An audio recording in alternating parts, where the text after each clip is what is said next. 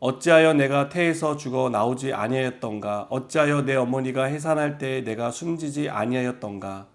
어찌하여 무릎이 나를 받았던가? 어찌하여 내가 젖을 빨았던가?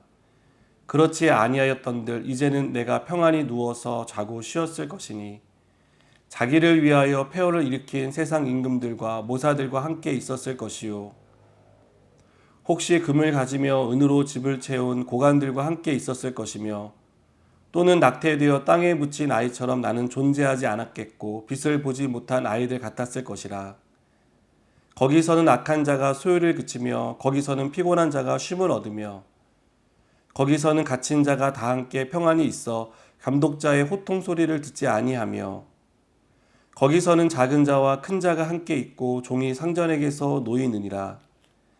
어찌하여 고난당하는 자에게 빛을 주셨으며 마음이 아픈 자에게 생명을 주셨는고 이러한 자는 죽기를 바라도 오지 아니하니 땅을 파고 숨긴 보배를 찾음보다 죽음을 구하는 것을 더하다가 무덤을 찾아 얻으면 심히 기뻐하고 즐거워하나니 하나님에게 둘러싸여 길이 아득한 사람에게 어찌하여 빛을 주셨는고 나는 음식 앞에서도 탄식이 나며 내가 앓는 소리는 물이 쏟아지는 소리 같구나.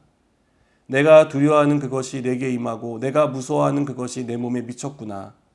나에게는 평온도 없고 안일도 없고 휴식도 없고 다만 불안만 있구나. 아멘. 오늘 본문에서 느껴지는 욥의 심정은 자신의 삶에 대한 한탄입니다. 욥은 자신이 죽지 않고 살아있다는 것에 대해서 한탄하고 있습니다. 차라리 태어나지 않았더라면, 태어나기 전에 죽었더라면 얼마나 좋았을까라고 생각이 들 정도로 욥은 몹시 괴로웠습니다. 욥이 왜 이런 말을 합니까? 감당하기 힘든 그런 일을 당했기 때문입니다. 재산을 잃고 자녀를 잃고 자신의 몸에 병이 드는, 누가 봐도 하나님의 저주를 받았다고 밖에는 말할 수 없는 극심한 고통을 당했기 때문입니다. 욥의 삶은 고단했습니다. 앞으로 어떻게 살아야 할지 막막했고 다시 일어날 자신도 없었습니다. 그래서 욥은 사는 것보다는 죽는 게 더 낫겠다라는 생각을 하게 되었습니다. 욥이 당한 환난은 한 사람이 감당하기에는 너무 버거운 것입니다. 우리가 욥에 대한 이야기를 읽으면서 어떻게 저런 일이 일어날 수 있을까? 나라면 제정신이 아니었을 텐데 라는 생각을 하게 됩니다. 욥은 모든 소망이 끊어진 상태에 있었습니다. 오로지 빨리 죽고 싶다는 생각 외에 다른 생각이 들지 않을 정도로 몹시 괴로운 상황 가운데 있었습니다.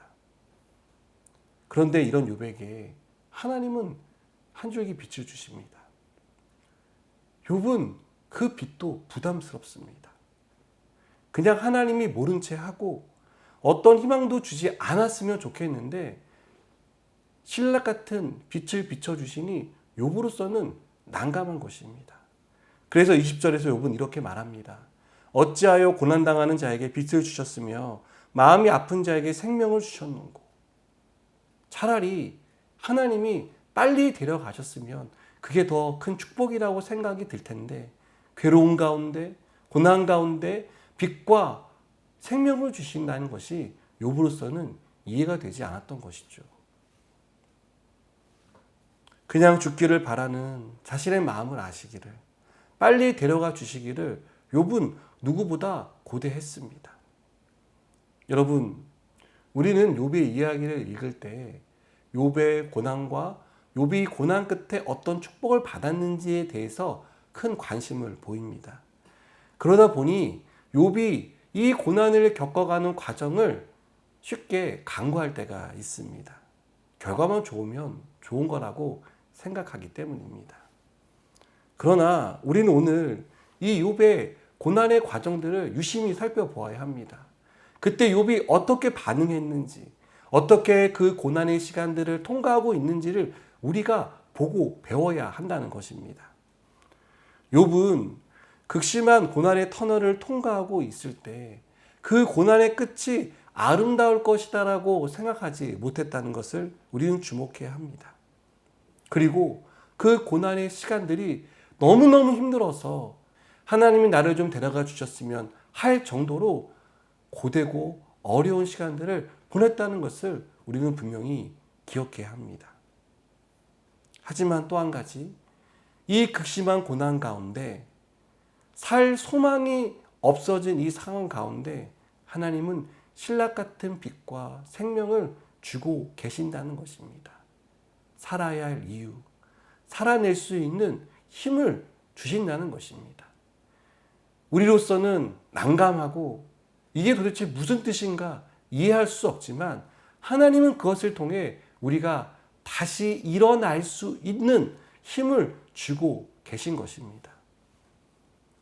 오늘 말씀에서 그럼에도 불구하고 우리가 버티고 하나님 앞에 서야 한다는 것을 오늘 본문은 우리에게 분명히 말씀하고 있습니다. 하나님이 빛과 생명을 주시며 우리 가운데 함께하고 계시다는 것을 확신시켜주고 계심을 믿으시기 바랍니다. 사랑하는 여러분, 지금 아무것도 보이지 않을 수 있습니다. 내일을 기대하지 못할 정도로 내 마음이 지쳐 있을 수 있습니다. 빛이 아닌 온통 어둠뿐이고 하는 일이 정말 전혀 나아질 기미가 보이지 않을 수 있습니다. 그러나 이 시간 속에, 이 상황 속에, 이 고통 속에 하나님이 나와 함께하고 있다는 사실은 변하지 않습니다. 그분은 빛으로 생명으로 우리 가운데 함께 하십니다.